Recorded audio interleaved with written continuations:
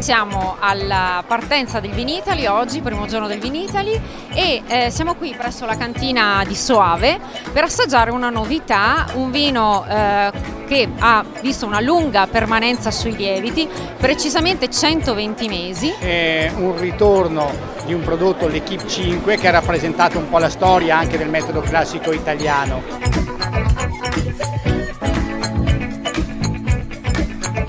Partiamo dalla terra padovana praticamente, lungo il fiume, e poi proseguiamo con l'Adige fino a man mano arrivare fino in Valpolicella.